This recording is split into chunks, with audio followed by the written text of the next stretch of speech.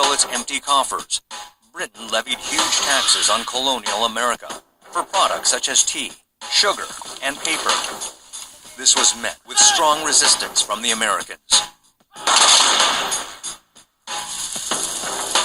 A group in Boston was so angered, it attacked a British ship anchored at the harbor, tossing all the tea and its cargo into the ocean. The British Empire responded strongly by taking away the state of Massachusetts' right to self-governance. The citizens of Boston were enraged. They organized into civilian troops to fight the British Army. This was the Battle of Lexington and Concord.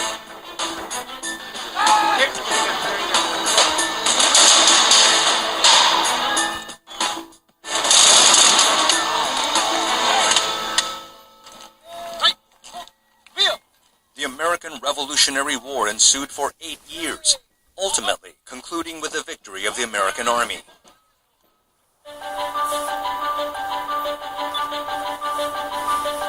In 1787, the representatives of the newly independent states gathered in Philadelphia for the historic Constitutional Convention.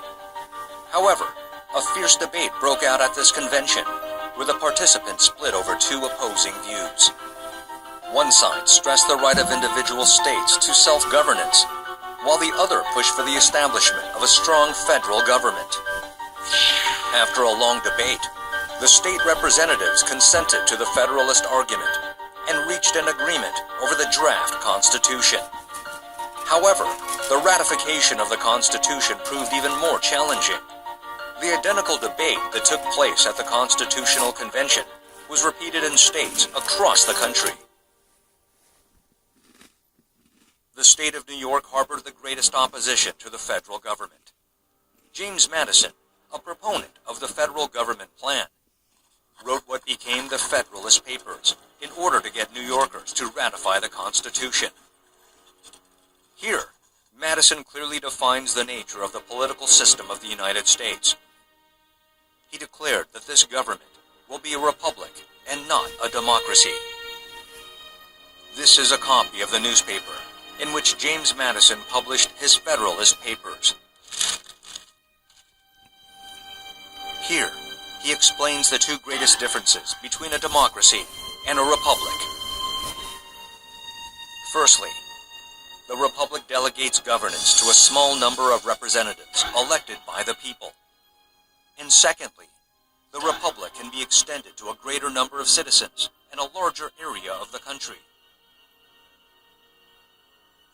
Alexander Hamilton and James Madison.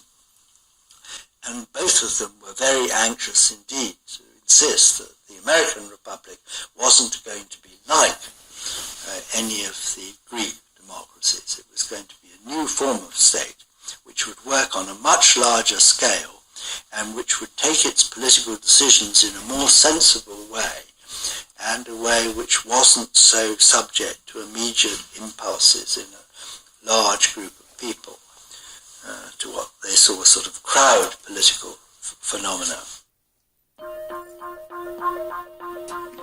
The citizenry of Athens numbered about 30,000.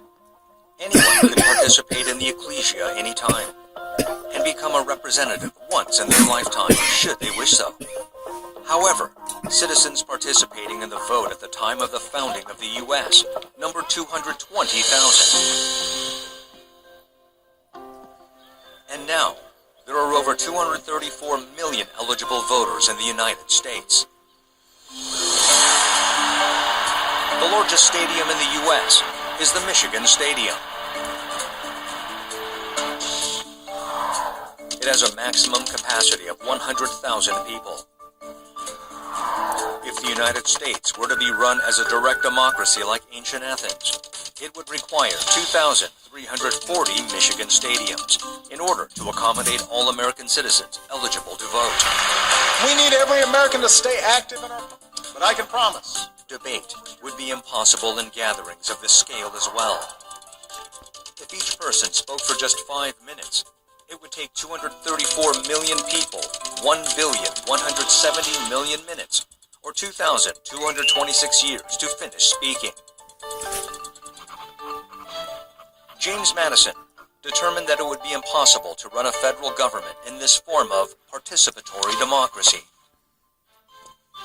Instead, he proposed a representative democracy.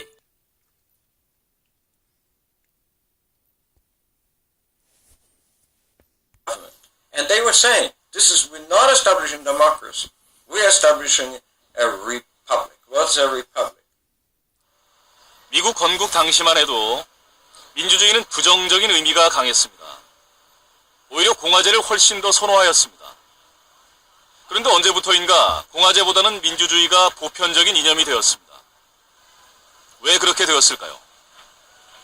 그것은 자원 배분에 참여하려는 가난한 시민들의 의지와 함께 이루어졌습니다. 바로 보통선거권입니다. In 1842, a strange incident took place in the state of Rhode Island, U.S.